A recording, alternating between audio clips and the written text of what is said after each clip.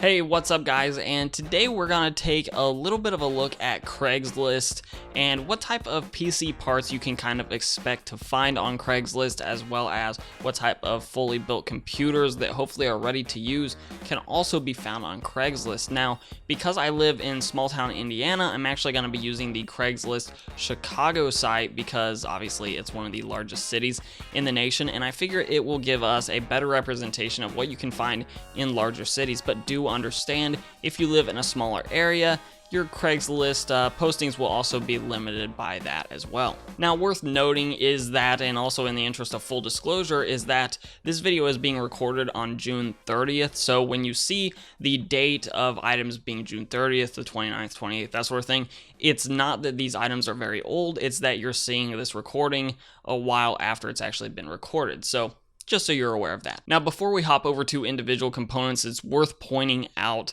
that Craigslist is a little bit more of a Wild West. If you go and pick an item, pick it up rather, and you don't test it out there, or the seller doesn't maybe want you to test it out there, if it's a bad item, you don't have nearly as much recourse. Whereas on eBay or other sites like eBay, if you buy an item and it arrives and it just doesn't work as described, maybe it's broken, or maybe you got scammed and just got sent an item that isn't what you ordered at all, you do have some recourse. You'll typically get your money back, as eBay does typically do a very good job with siding with the buyer, sometimes to a fault. So let's go ahead and hop over to the Craigslist postings. We're going to be looking at the actual individual components first, and let's see what the people of Chicago are looking at right now. Okay, so an ergonomic Dell monitor. Not really sure how a monitor can be ergonomic, but not really interested in that. Moving on down, if you're needing some, it looks like DDR3 memory for laptops. Looks like there's plenty of that. $300. Wonder if that's for the whole lot, because that could actually be a pretty good deal. A couple hard drives. Now, hard drives are a little bit interesting with Craigslist because you don't know what kind of shape they're coming in. And it's also one of those things that's a little bit difficult to test if you're just meeting up to make the transaction.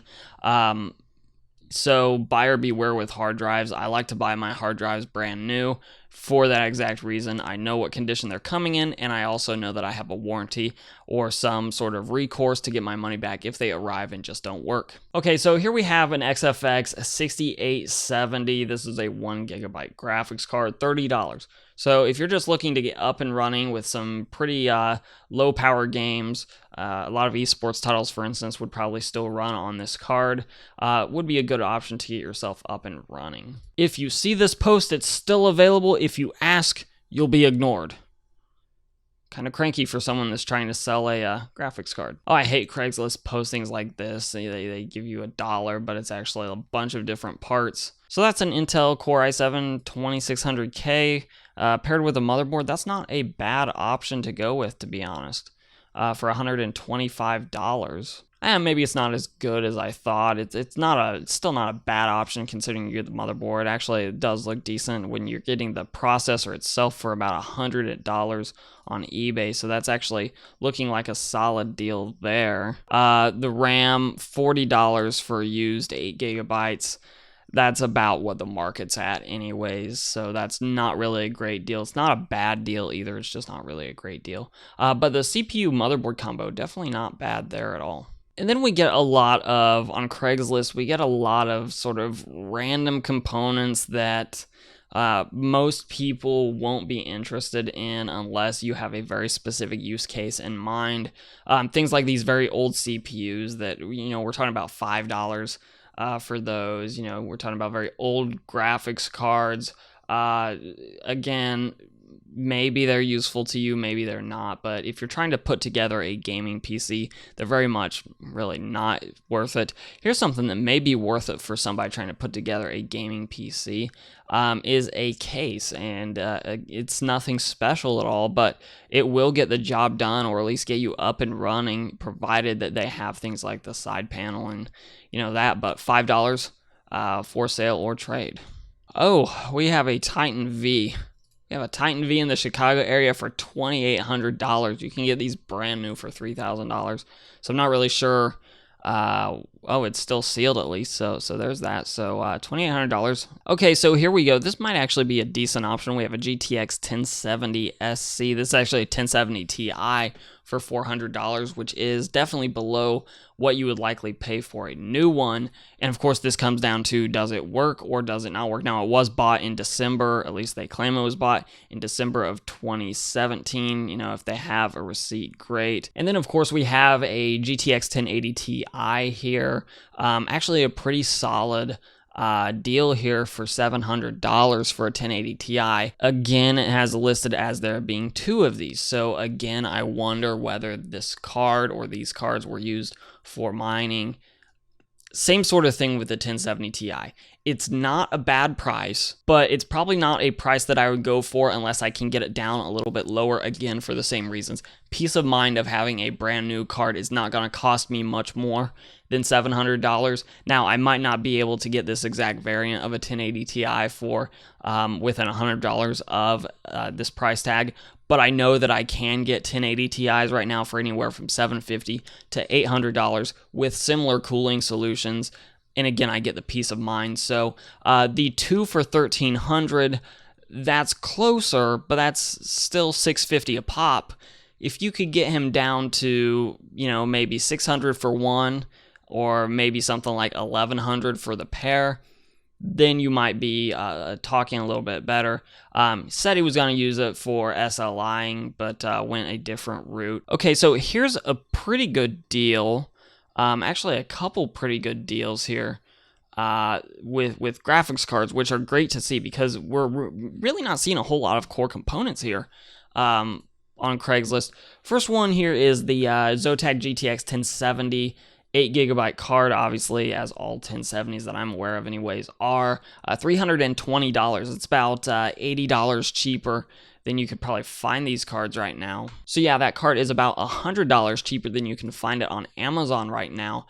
And we're talking about a 25% discount, a little bit off that, obviously, but roughly 25% off for this card, no box included, provided that you can verify that it works. This would actually be a really solid pickup because even though it's a mini card, it does have a very beefy cooling solution for a small 1070. Now, what I just noticed as I sort of look at this is this other card that I clicked on, the Zotac GTX 1060 mini 6GB card for $230. Again, this is a good value, not quite as good as the 1070 card is, but you can find these cards for about $300-ish right now, maybe $280 or $290 if you get kind of lucky for the 6GB variants, but $230 would be a good price for this, but it's coming from the same seller as the 1070, which again, were they using it for gaming? What exactly were they using these cards to or for rather, and what type of condition are they actually coming in? How much abuse have they seen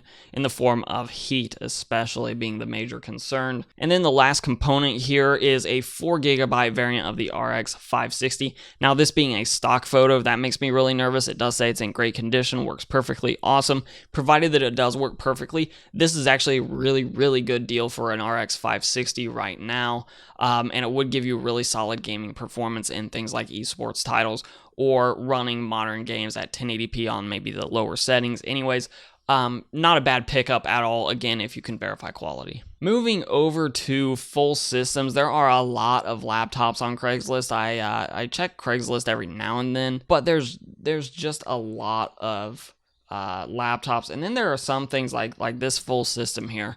There are some of these that just seem like they're a little bit overpriced for what you're getting. So take, for instance, this S340 case. That's about what you would pay for a brand new one. Windows 10 Pro license. You can pick those up for like $10 on eBay, you know. Not really something that I would even invest much money into. 7700K, that's about what you would buy a 7700K for. Your GPU, it's a 1050 Ti. That's probably a little bit overpriced at this point. You can find 1050 Ti's for about $180, $190 right now. An H270 motherboard, you're paying way too much for that. Corsair Vengeance, 16 gigabytes of looks like LPX. That's probably about what brand new costs are. I don't really know my SSDs as well, at least my higher end SSDs as well, but I assume that looking at that seems like about right for the cost of those. That power supply, you know, it's a fine power supply, but again, none of these components are priced at anywhere near the used market prices for really anything here. So, and I don't know, it looks like a really clean system. So maybe they put this together with the sole purpose of selling it back off, in which case they're probably not out of line. So as a builder, I definitely wouldn't buy this at all. Some of the components are overpriced, and I can't verify the builders, how they did with building this PC. So it may be well built, maybe great cable management and everything. I just don't know. I'd have to get in there and look at it. But as a person that knows how to build a computer, I'd rather just buy the components at that point and put it together myself, because then I know exactly what's going into it. I know exactly how I did everything. If there's any troubleshooting required, I already have it. I will say this, though. On the front side, cable management looks solid, with the exception of down here, which these S340s, they're pretty cramped at the bottom of the motherboard anyways. So, okay, fine. It does look good. The colors work. It's pretty monochromatic with the exception of the blue accents from the S340 case. That works really well. So it looks like a good system, and that 7700K is going to stay very cool with that H100 IV2. I have 2 of those coolers. I quite enjoy how they work. Probably just a little bit too high of a price for me, though. Especially when we're talking about Craigslist here. We're not talking about, like a boutique system seller. We're talking about a Craigslist ad. Aside from that, though, there's not a ton that I'm seeing here value-wise that's really even worth getting into a whole lot. There's some pretty expensive gaming systems here, but I'll put it this way. Craigslist is one of those things. You can get very lucky by doing your shopping on Craigslist, and if you're able to, awesome, good for you. Buyer beware, because it can be a little bit sketchier than eBay, especially because you're meeting up with somebody in person, and if something goes wrong with whatever you bought, you don't have a lot of recourse unless that person is willing to, give your money back. So there's less recourse there. It's a little bit, like I said earlier, it's a little bit more of a Wild West type of secondhand market than is eBay. However, if you do get lucky, you can find some really awesome deals. For example, you're probably not going to find a RX 560 going for $100 flat on eBay. It's probably going to be much closer to the actual current selling price of something like that 560. And ditto for the 1080 Ti's that we saw.